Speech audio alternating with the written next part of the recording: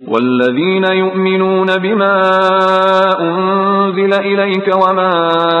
أنزل من قبلك وبالآخرة هم يوقنون۔ جو کتاب تم پر نازل کی گئی ہے یعنی قرآن اور جو کتابیں تم سے پہلے نازل کی گئی تھیں ان سب پر ایمان لاتے ہیں اور آخرت پر یقین رکھتے ہیں۔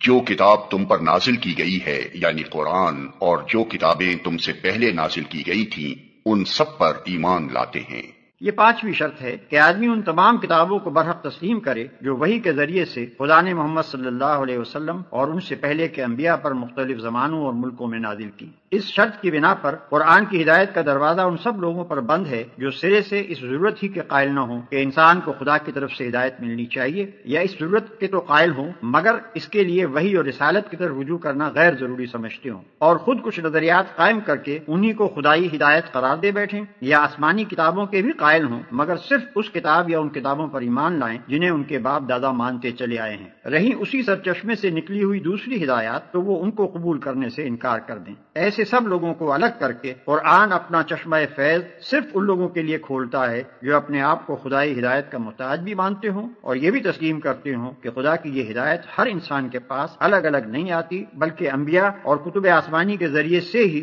خلق تک پہنچتی ہے، اور پھر وہ کسی نسلی اور قومی تعصب میں بھی مبتلا نہ ہوں بلکہ خالص حق کے پرستار ہوں۔ اس لیے حق جہاں جہاں جس شکل میں بھی آیا ہے اس کے آگے سر جھکا دیں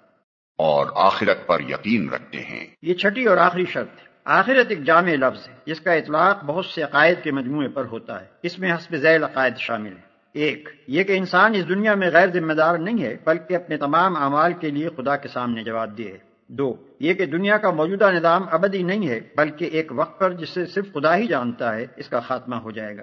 تین، یہ کہ اس عالم کے خاتمے کے بعد خدا ایک دوسرا عالم بنائے گا اور اس میں پوری نوع انسانی کو جو ابتدائے آفرینش سے قیامت تک زمین پر پیدا ہوئی تھی بیک وقت دوبارہ پیدا کرے گا اور سب کو جمع کر کے ان کے اعمال کا حساب لے گا اور ہر ایک کو اس کے کیے کا پورا پورا بدلہ دے گا۔ چار، یہ کہ خدا کے اس فیصلے کی روح سے جو لوگ نیک قرار پائیں گے وہ جنت میں جائیں گے اور جو لوگ بد ٹھہریں گے وہ دوزخ میں ڈالے جائیں گے۔ پانچ، یہ کہ کامیابی اور ناکامی کا اصلی معیار موجودہ زندگی کی خوشحالی و بدحالی نہیں ہے بلکہ در حقیقت کامیاب انسان وہ ہے جو خدا کے آخری فیصلے میں کامیاب ٹھہرے اور ناکام وہ ہے جو وہاں ناکام ہو۔ عقائد کے اس مجموعے پر جن لوگوں کو یقین نہ ہو وہ قرآن سے کوئی فائدہ نہیں اٹھا سکتے، کیونکہ ان باتوں کا انکار تو درکنار، اگر کسی کے دل میں ان کی طرف سے شک اور تذبذب کی کیفیت بھی ہو تو وہ اس راستے پر نہیں چل سکتا جو انسانی زندگی کے لیے قرآن نے تجویز کیا ہے۔ Like, share and subscribe for more videos.